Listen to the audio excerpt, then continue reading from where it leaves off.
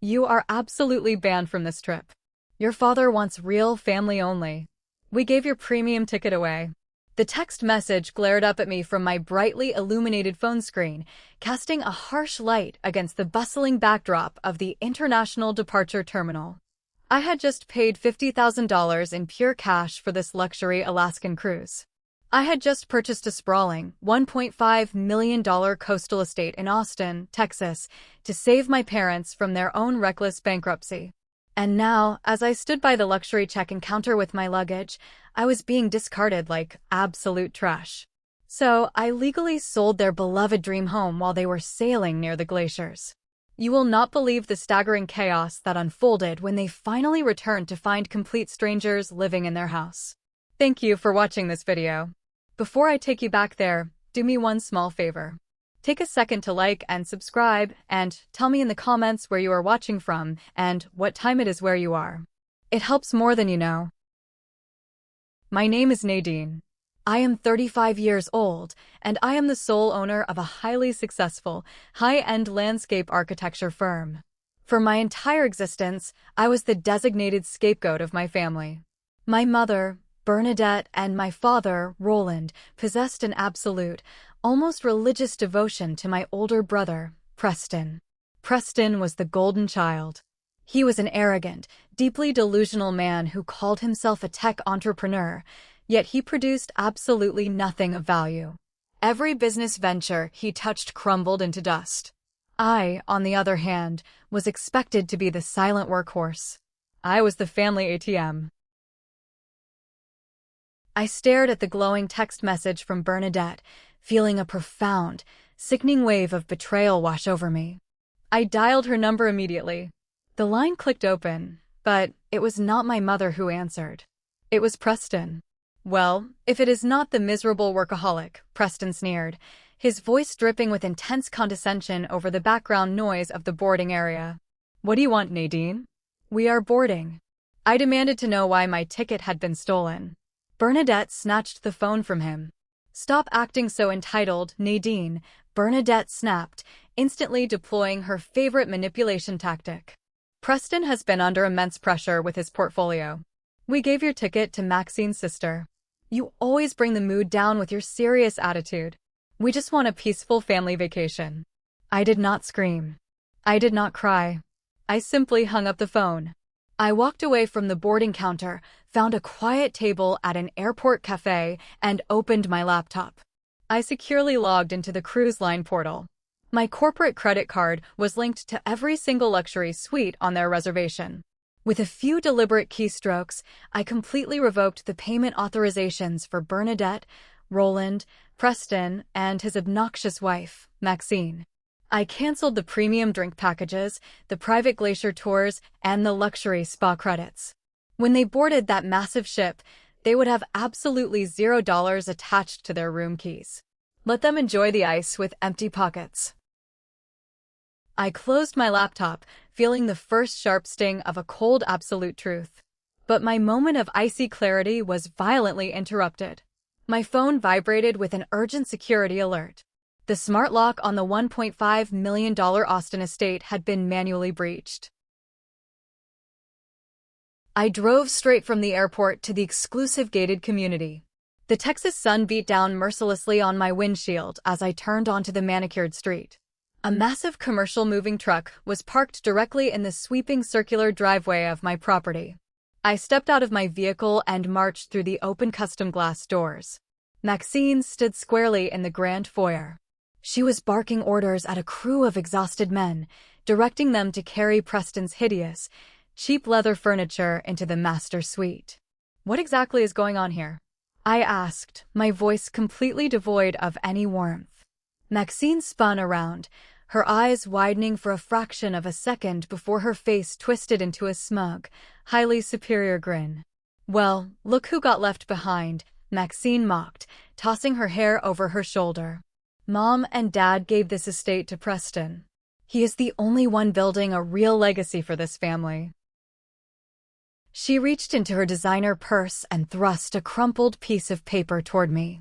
It was a fake, amateur transfer document. Preston is leveraging this house right now, Maxine bragged, her voice shrill and entirely too loud.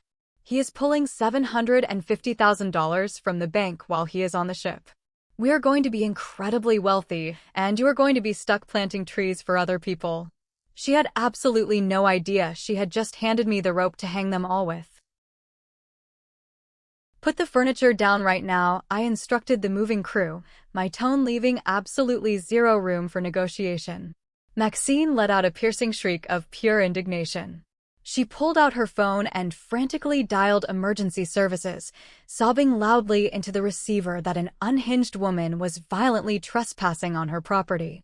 When the local officers arrived, Maxine rushed forward, waving the fake piece of paper and demanding my immediate arrest. I did not argue with her. I simply handed the lead officer my corporate ownership binder. I presented the official state documents proving my blind corporate entity was the sole owner of the estate. I also produced the standard residential lease agreement my parents had signed. The officer looked at Maxine's fake paper, handed it back to her, and ordered her off the property immediately. He explicitly warned her that if she did not remove her truck in 10 minutes, she would be leaving in handcuffs. Maxine stormed down the driveway, her phony facade completely shattered. The house was finally silent.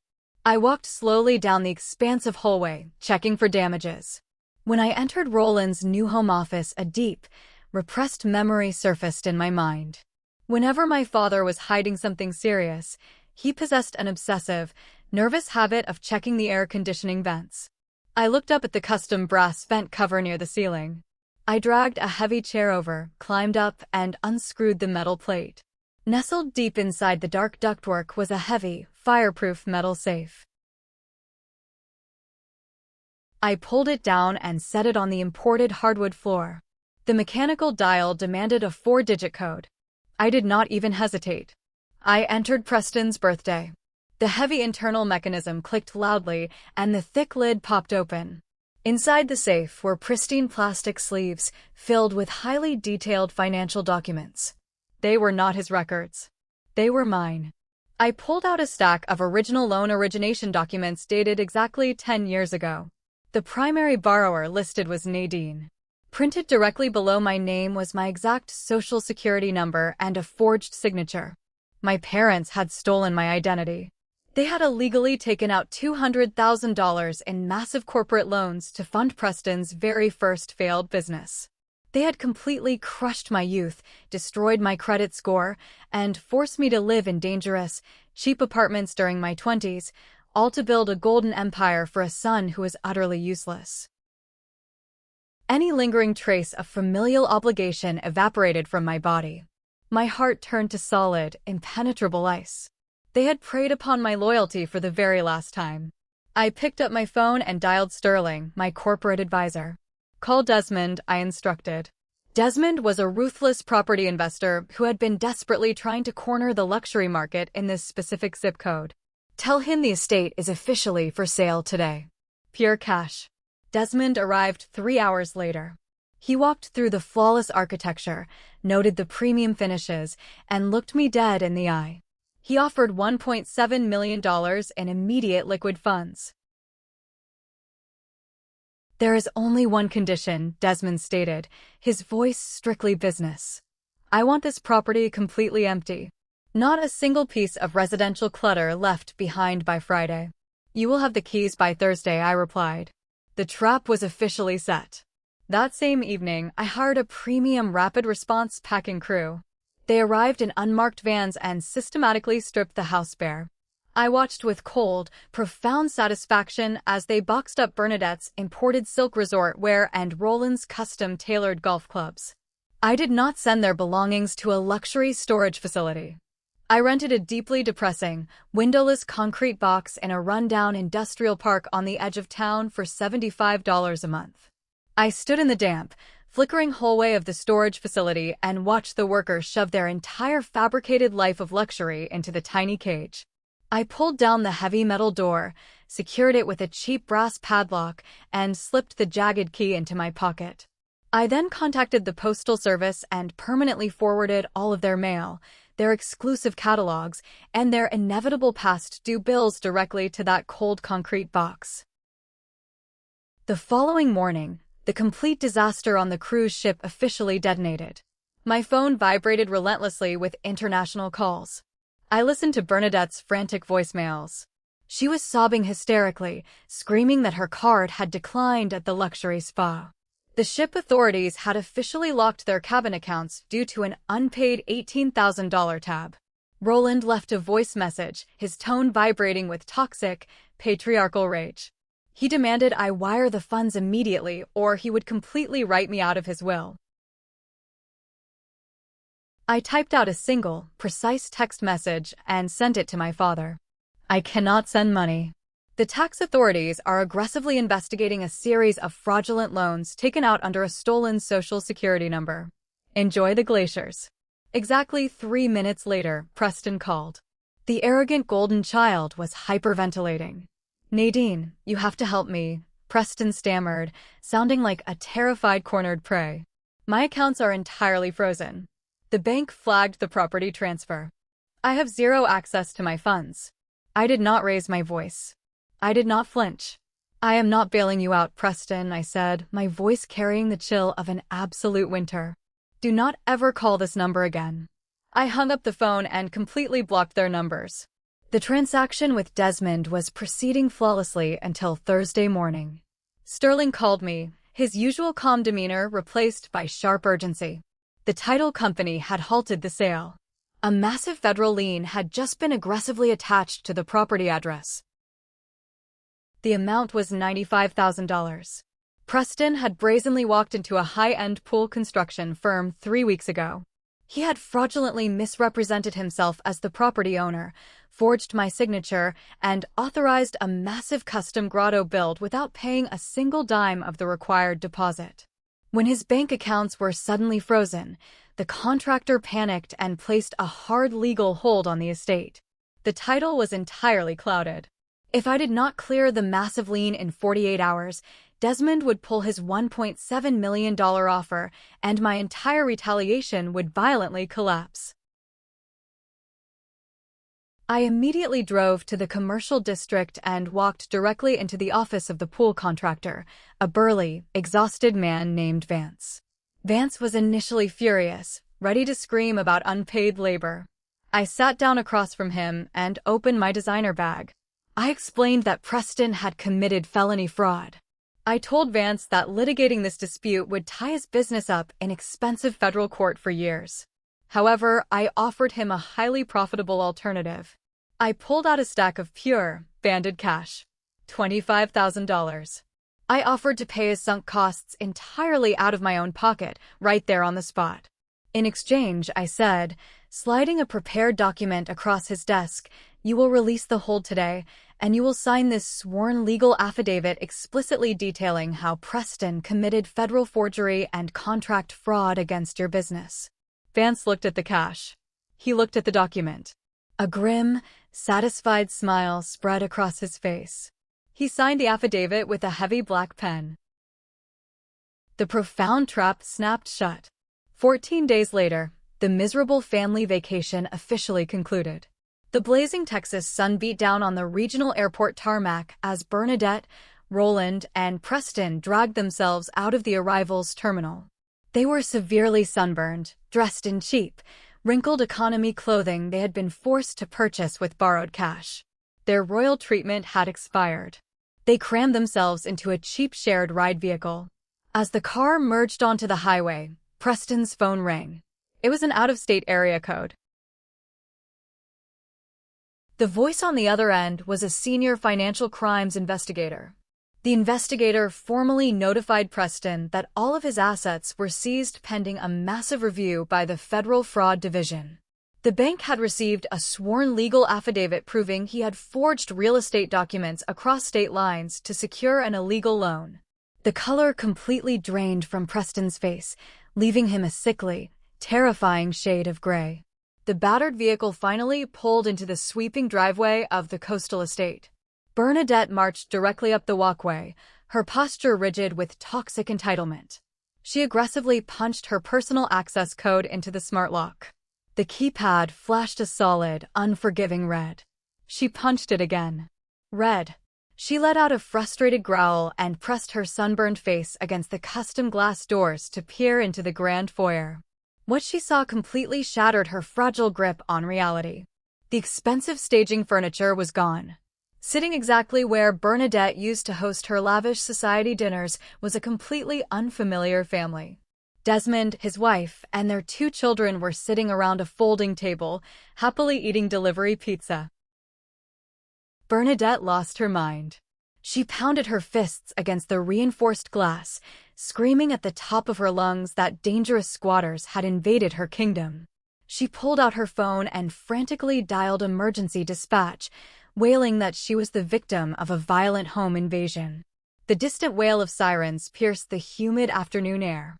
2 local police cruisers jumped the curb, their red and blue emergency lights flashing brilliantly against the manicured palm trees.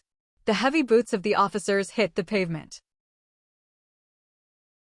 Bernadette sprinted toward them, demanding they kick the door down. The lead officer approached the entrance, but the door swung smoothly open. Desmond stepped out. He calmly reached into his pocket and handed the officer the completely certified, legally binding deed to the property. The officer reviewed the document, turned toward my parents, and ordered them to vacate the private property immediately or face severe criminal trespassing charges. Before Roland could even attempt to argue, a sleek, immaculate black vehicle glided smoothly up to the curb. The tinted window rolled down. I stepped out of the luxury car, dressed in a flawless tailored suit. Sterling stepped out behind me, followed closely by a man wearing a plain suit and a gold badge. A financial crimes detective. Bernadette's manic eyes locked onto me. She genuinely believed her personal ATM had arrived to fix the glitch. She shrieked my name, begging me to tell the officers the truth. I completely ignored her existence. I walked directly toward the lead patrol officer. Preston, however, finally cracked. The sheer, staggering terror of the pending federal warrants broke his golden child facade into a million pathetic pieces. He scrambled backward on the pristine lawn, throwing his hands in the air. He did not try to defend his family. He turned into a terrified cornered prey and immediately threw his own mother directly to the apex predator. She made me do it. Preston screamed, pointing a trembling, cowardly finger directly at Bernadette's face. The forged paperwork. The bank loan. It was entirely her idea. I am just a victim. The absolute betrayal hung in the humid air. Bernadette physically swayed on her feet, staring at the son she had ruined my life to protect. The realization that he would happily send her to prison to save his own skin crumbled her remaining sanity into dust. I stepped forward. I did not raise my voice. I opened my hand and let a cheap yellow plastic key and a crisp $100 bill drop onto the brick driveway. Your entire life is in Unit 402 at the industrial park, I stated, my voice echoing clearly. That cash will cover your ride to the concrete box. Do not ever contact me again. I turned to the financial crimes detective and handed him a heavy, meticulously organized binder. It contained 10 years of certified bank transfers, forged signatures, and tax evasion records documenting my parents' massive identity theft network. The detective opened the file, nodded once in profound respect, and signaled the uniformed officers. I did not stay to watch the heavy steel handcuffs click around their wrists. I walked back to my luxury vehicle, slid into the plush leather seat, and instructed the driver to take me directly to the airport. 1 month later, I am sitting on a private, sun-drenched balcony in Paris, drinking a perfect espresso. The morning air is crisp, carrying the absolute, unshakable peace of total freedom. Thousands of miles away, Bernadette, Roland, and Preston are sitting in a dingy county jail, violently turning against one another as they attempt to negotiate federal plea deals they will inevitably lose.